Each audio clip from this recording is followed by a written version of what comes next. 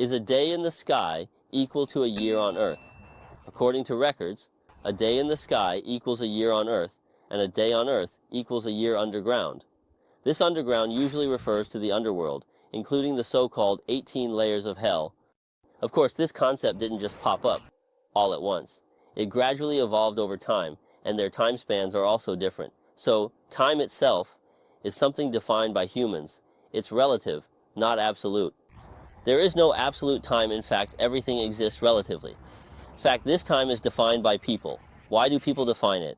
It is your understanding of the movement of things. Development has a node, so you define it as time, but it is also a node in the development of things.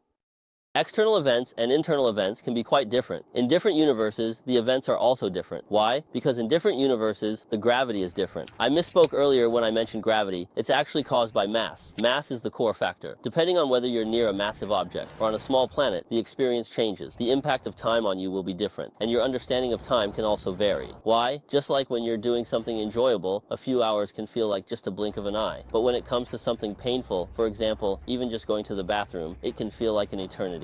Time affects you in different ways.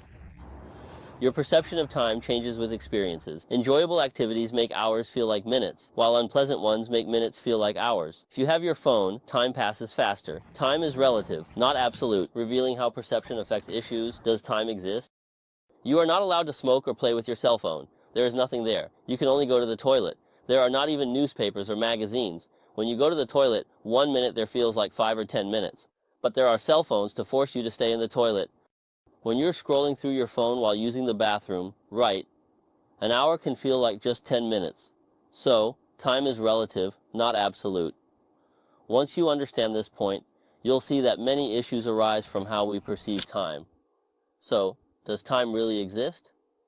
When you need to record something, you can make it exist, and it has its significance. When it exists in the form of life, or when it exists from the perspective of spiritual practice, time is actually not that important. When you reach a certain level, especially because when you transcend this three-dimensional world, you are in that three-dimensional world. You need time as a reference. And I won't go into that too much.